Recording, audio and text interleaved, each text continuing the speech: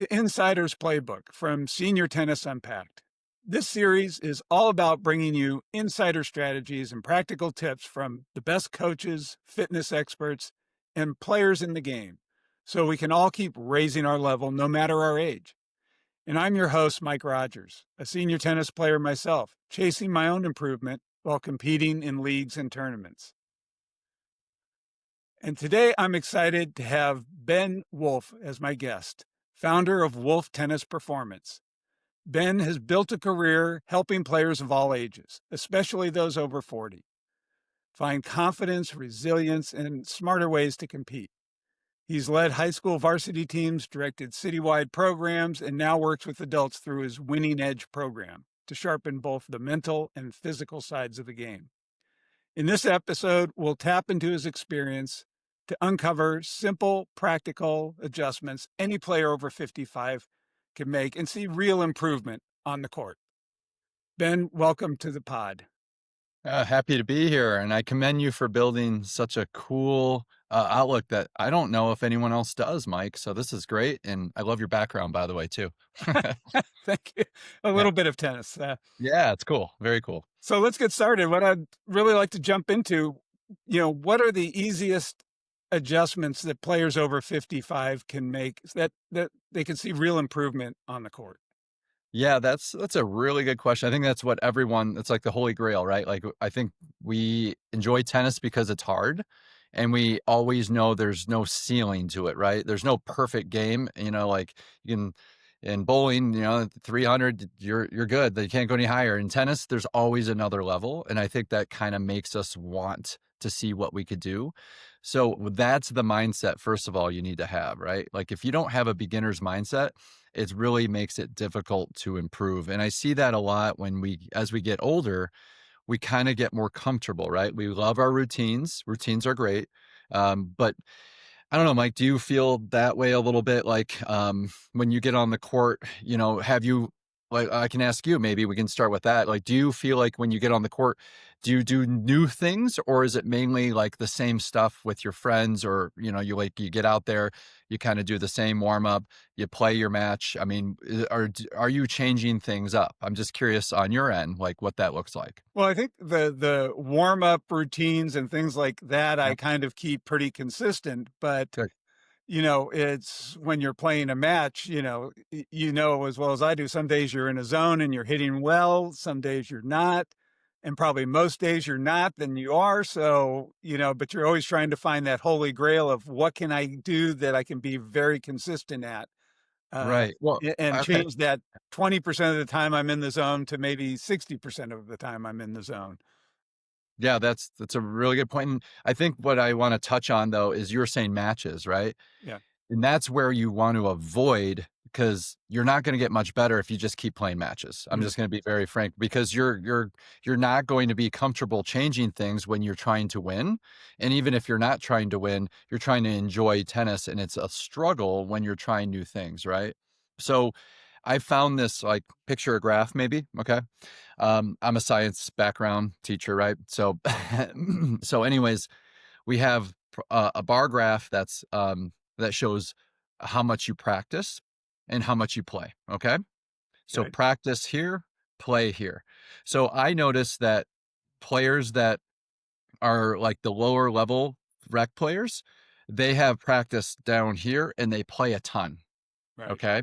But I'm playing, with 5-0 guys and everything. And like, I've just noticed they're here and we're down, and the other guys are down. Like, they're not playing nearly as many matches, because when they play matches, it's going to be testing things out, seeing if they're getting better, right? Like, they're not just, I think the difference is the mindset is a lot of rec players want to play tennis to enjoy it, which is amazing. It's great. But if you really want to improve, there is going to be a feeling of struggle and uncomfortableness. You're actually probably going to get worse before you get better.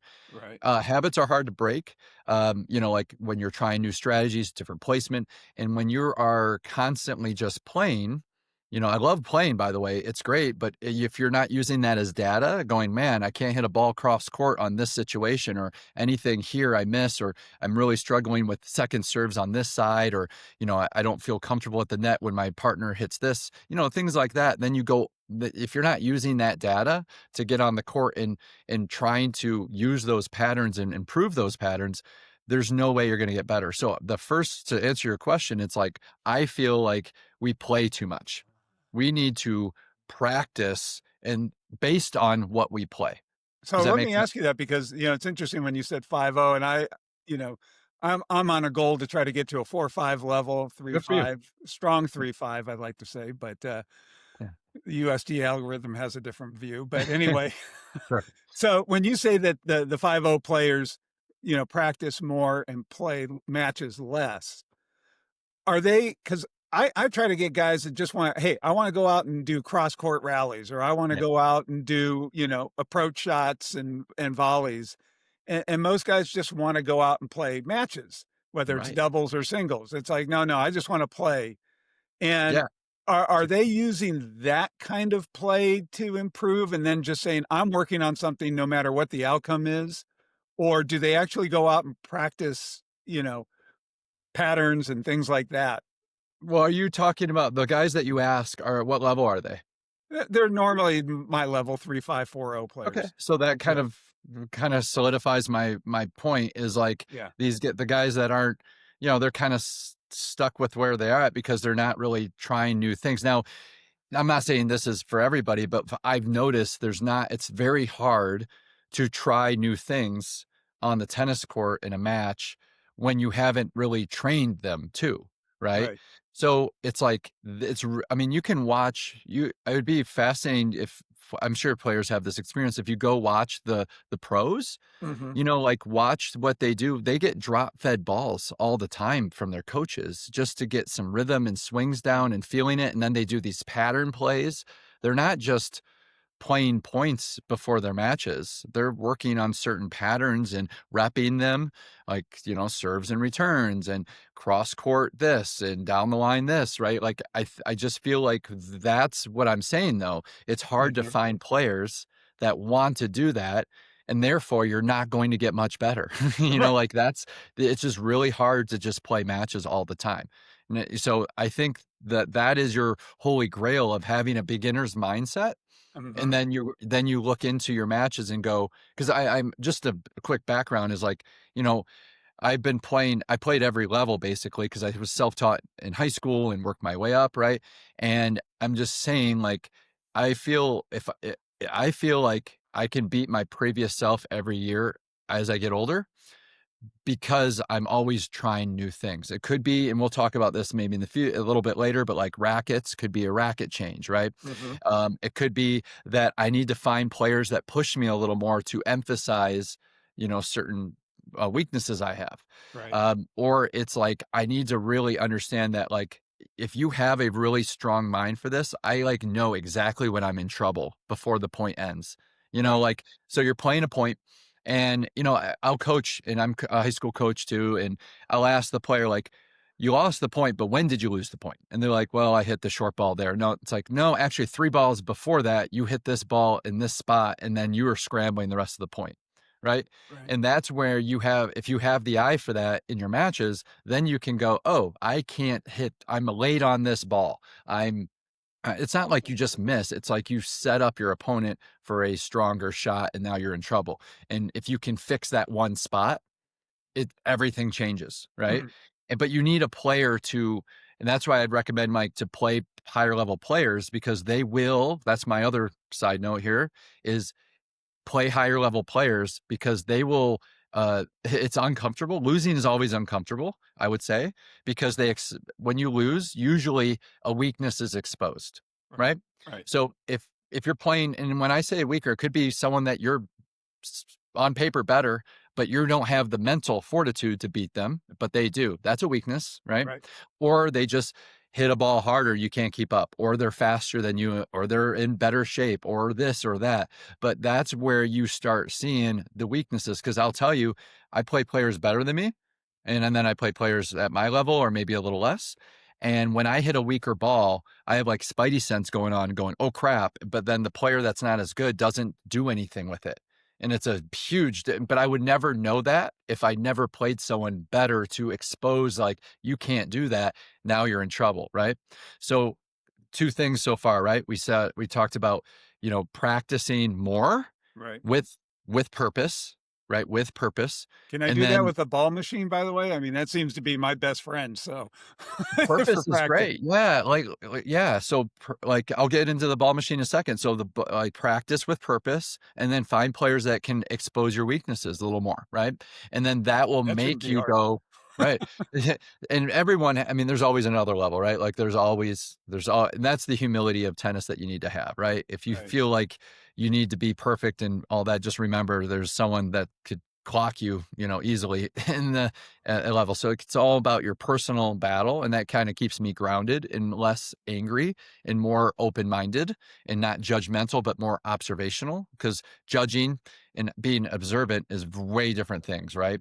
And that's why you have to. The only way you can practice with purpose is if you're observational, right? Because if you say, "God, my forehand sucks," Mhm. that's a judgment. That's not observational. Like, if you're Right. being observing of your game, you're like, wow, I'm late on my forehand, I'm hitting down the line, or I'm not getting under the ball on my backhand, it's going in the net.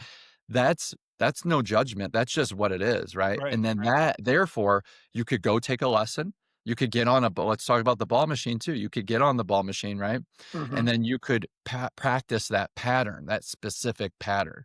And that's actually what I do in my, I added that to my winning edge program because players don't always have someone to Right. practice with. So, how to use the ball machine appropriately, though. So, every training I give is all based on a pattern that you would play. So I think that as long as you know what your weakness is, you can work on it. But if you're just getting on the ball machine and just hitting forehands and you're not moving much and you're just hitting, I don't think that's going to be very beneficial because Right. nobody's going to hit it right to your forehand, for example. But if you have to work on your running forehand, or you got to run around it, or you have to move a little, that's where you'll get more bang for your buck. Right. But yeah, I love the ball machine. That's a great idea. So when you were, moving up the ratings and maybe you were a 3-5, how did you Yeah. get 4 or 5 guys to play with you? Because most of the time I find it's like, Oh, "Oh, no, I don't have time. This is gonna be done in an hour. It's not gonna be much work for me." You know? Mhm. It's a fabulous question, and I actually just talked to someone yesterday about that because I'm like, "You need to get better players to play against you, Yeah. otherwise, this is gonna be tough." So here's what I do, okay? First of all, I always bring the balls, okay? So, like, Mike, you're the better player. "Hey, Mike, I got the tennis balls," you know? I always try to make sure it's about us and not, like, my frustration. I'll always say, "Nice shot." Mhm. Many times. In fact, I'm playing with 2 guys, college level players, or they played college. One of them is one of the best guys in Denver, and, tomorrow, and I'm going to be always positive and making sure that if, like, to me, when somebody hits a good shot against me, Mhm. they earned it. They're probably feeling pretty good. But when I'm just missing rally balls, that's not what I want to do. So I want to make sure I'm not going for too much. I want to make sure that they're earning their shots. And then I can always ask questions too. Like you, so again, bring the balls, make it a good experience, but then, like, hey, what do you notice? You know, side note again, I was hitting with a former pro. She was on tour. She actually knows all the top women in the US Open. Like, she was mentioning, like, I play with Naomi Osaka, Wow. and, like, knows all of them. And she was like, like, we can go into a tangent later, but, like, she was really good. Okay. Anyways, I would ask, like, we're hitting weekly now, and she's a really good player, but two things that, like, I will, make sure to ask. I kinda ask about her, like, just kinda learning, but, like, what should I do for my game? Because she has the eye for it, right? Someone better than you, Mike, they'll be Right. like, "Your backhand, man, it's just too easy." And you're like, "Wow, I thought I was hitting it well," and right? And you don't know. And then the other thing, if you wanna play with better players, you need to be in better shape than them. Right. Um, Okay. like, I can run, like, you gotta be able to get to balls. You Right. gotta be able to stay strong because for me to hit with, for example, for me to hit with a better player, Yeah. like that former pro, she's a better hitter than me, but Right. I can keep up with her because my fitness is there. I have to exert more energy, Right. she does, Yeah, because she's running right? you around side to side and Right, up and and back. also just her natural gift of hitting the she's been hitting since she was 5, like, she was a phenom when she was 15, like, she was on Yeah. tour when she was 15, so really good player, right? She has that natural ability just to hit the ball way better than me, right? So I Right. have to even exert more energy just hitting the ball. Wow. So that's where, like, when I saw that connection going, "Oh, Mike's here, I'm here, but if I work on my fitness, I'm right in there now, right? And that's controllable. Like, Right. I don't have the talent to maybe keep up with some of these players, but I do have the fitness. And then when you have better fitness, Mike, you can practice more, Right. right? Right. Like you can get on the court a little bit longer. You Right. get more reps. You can recover better, right? So those are like ways that you can keep up because it's really motivating then when you play someone better. Like Right. I'm already thinking, okay, what do I have to do to be ready for that time we're gonna hit? So I am optimum, right? But when Right. you're playing someone your level, maybe a little lower, you're like, I'll just show up. Like, Right. I'm warming up right, I'm, like, eating right, hydrating, so it keeps you accountable, like, you can see how much this like, it's not easy to get better, Right. like, that's the thing, like, you these are the things that I had to do, and I'm telling you, I'm not very talented, in fact, I was cut from every sport in high school, that's how I found tennis. I was cut from basketball, football, and baseball were the 3 big sports back in the '90s, right? Right. So, I didn't make any of the team, so I'm like, "What's this tennis thing?" Oh, And, like, I'm like, "Oh, I just need to rep more and I could get better." I don't it's not talent. I mean, obviously there's talent, right? I'm sure. not gonna Sure. say but it's like playing a musical instrument. If you practice it, no matter how bad you are, you're gonna get better, right? Hopefully, So, yes. I saw that connection, and Yeah. that was really motivating for me, right? So, that's kinda like where I'm hoping making sense with, like, your questions here of, like, what it takes to improve, right? I think one thing also would be, it'll help build your mental toughness playing against somebody better because I would think, one thing you're gonna have on your mind is, "Oh, I can't screw up. You know, I gotta play well so he'll hit with me again."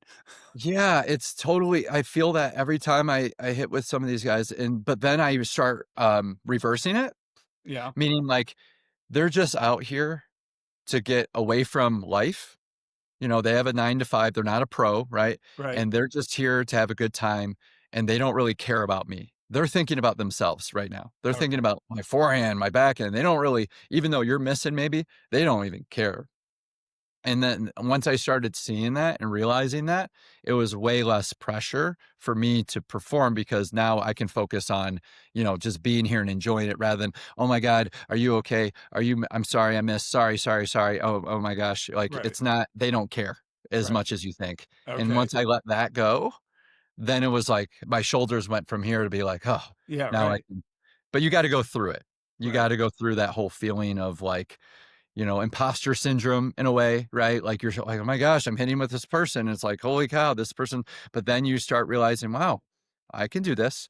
And you got to build, and then you build it up. But you can only find out if you don't push yourself. So the Right. whole theme of this answer to your question, Mike, is you have to get out of your whole rut of like doing the same stuff and just maybe trying harder. It's not going to work, right? You got to practice more, Right. right? With purpose, right? Right. Find players that will push you and then finding out what they do to make you uncomfortable so that you can go back to practicing more with purpose, right? Right. So that kind of helps you. It's like a cyclical thing where it never ends, right? You get feedback, you go to practice, you go to match, you get feedback, you go to practice, you go to match, and then the practice is way more meaningful because of the feedback from the matches you play or with whoever you're hitting.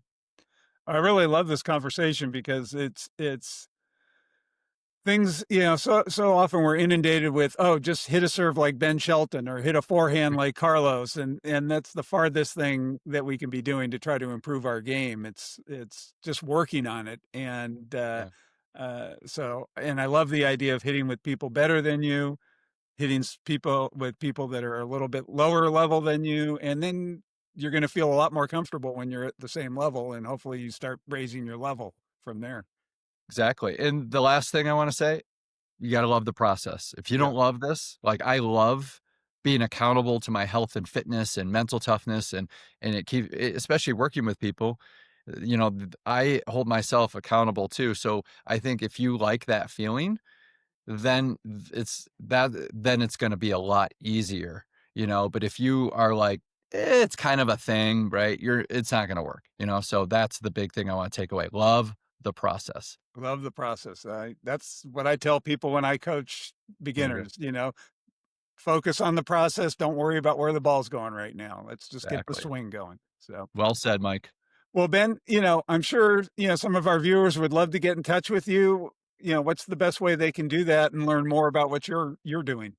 Yeah, thanks for asking. I would say you can follow me on Wolf Tennis Performance on Instagram or on my Facebook group or Facebook page.